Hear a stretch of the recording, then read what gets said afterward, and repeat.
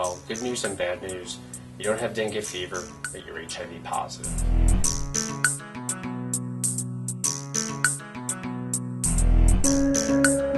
Hi, my name is Jack Garcia, and I also have HIV. I'm a gay Latino male. And my story begins about 11 years ago or so, when I got a really bad cold, couldn't shake it, and I had to go to the doctors.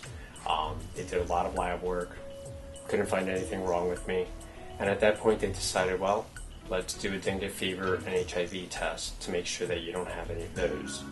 Upon getting the results back of those tests, the doctor said I have good news and I have bad news. Good news is you don't have dengue fever. The bad news is you're HIV positive.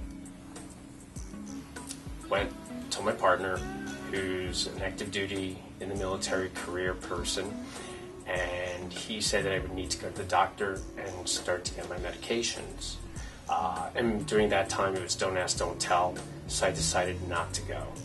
And especially with the insurance companies having pre-existing conditions, I felt that that was the best thing to do. Fast forward about 8 years later, after the breakup, I moved to Florida, and at that point, about 6 months later, I get a very bad cold again, and about 2.5 months later, I couldn't shake it. I was rushed to the hospital because I almost couldn't breathe. And while at the hospital, they did labs, and they found out that I had PCP pneumonia. Upon that, I went to the health department, got medications, and started taking them religiously every day in order to get everything in check and balance.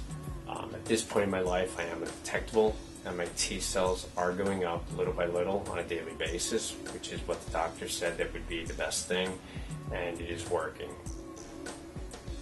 I also did have to tell my parents that I was positive, and I was very worried about telling them because my mom's diabetic and my father has high blood pressure, and I sat them down and I did tell them, and they were very supportive, and they said that they would do everything they could to help me to make sure that I got better. Being of Latino descent, there is an issue with the whole Hispanic community. The Hispanic men do not want to go get tested because they feel that if they do go get tested and people are going to think that they're gay, and because of the whole machismo thing, they're very worried that people will label them as being gay. So a lot of times they do not go get tested, which is an issue within the Latino community. And I feel that we need to educate them and show them that it's not to prove whether they're gay or not, it's to just help them know their status and to be able, if they are HIV positive, to then seek treatment.